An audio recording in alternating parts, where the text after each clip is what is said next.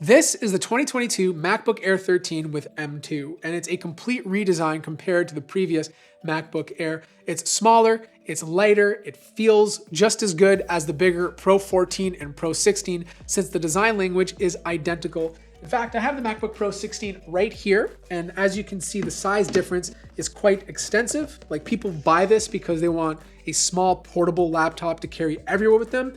And if that's you, then the MacBook Air 13 nails that whole design language. You will get an extra port in terms of charging. The previous one, you had to occupy one of the USB Type-C ports if you wanted to charge the device, only giving you one port to play with. Now it comes with MagSafe, so you always have two Thunderbolt ports to utilize.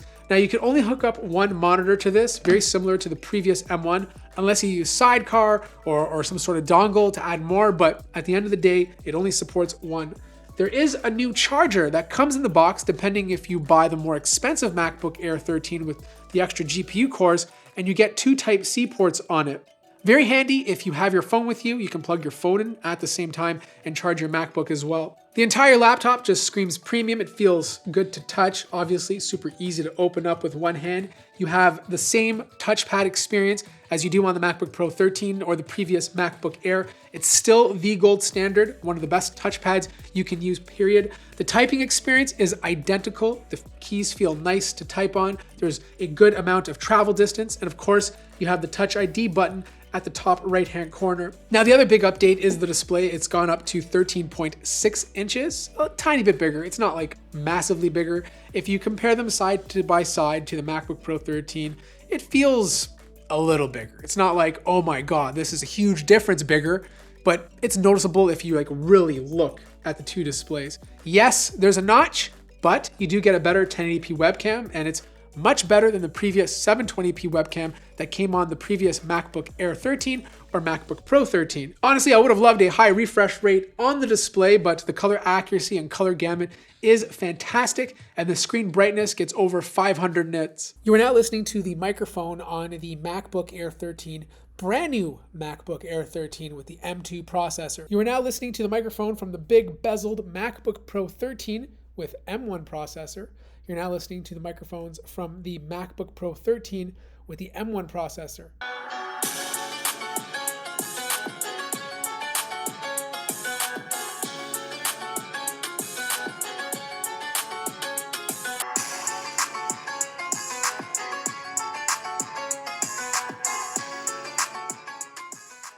But we got to talk performance, and we have to have a serious conversation because there's a lot of controversy going around the net that the M2 is not much of an upgrade. Look, in some ways it's not, right? CPU performance going from M1 to M2 is very small, you know? Like, if you're doing short bursty things, then I did find the M2 to be a tiny bit faster, but you have to really pay attention to it.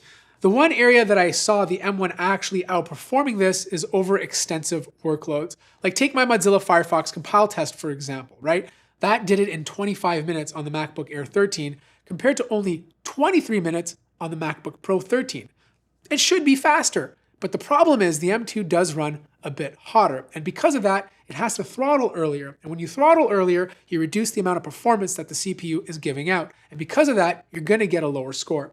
The big update, though, came down to the GPU. The two extra cores do make a difference. Is it a massive improvement to the point where it's touching the MacBook Pro 14?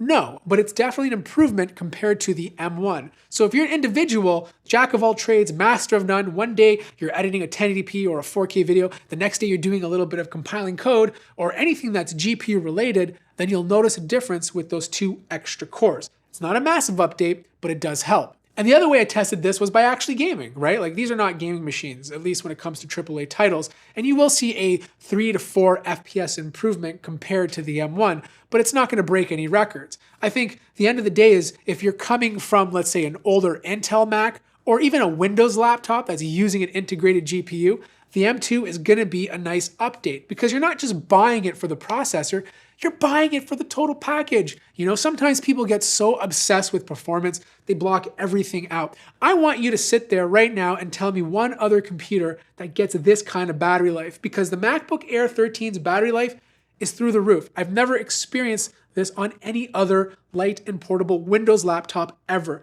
There's no fans in here. right? Again, name me another computer that has no fans and gives you this type of performance. You can't, okay? Yes, it gets a bit hot. Yes, it's not the breakthrough that a lot of people were expecting, but it's still the total package. What I can say though is if you're coming from an M1, you have nothing to get jealous about. You're chilling. Your M1 is good until the M3 comes out because the performance differences between the two are not really massive. And if you're expecting this to crush 4K video edits all day long, you're looking at the wrong computer.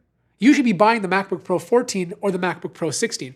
This doesn't speak to you because it's meant to be a jack of all trades, master of none. But this to me is still the champ for back to school. This to me is still the champ for productivity. This to me is still the champ for a 2.7 pound laptop that I can travel anywhere with, and in a pinch, I can do the things I need to do, maybe not as fast as the MacBook Pro 16 or 14, but I know it can do it. Anyways, that's all I have to say.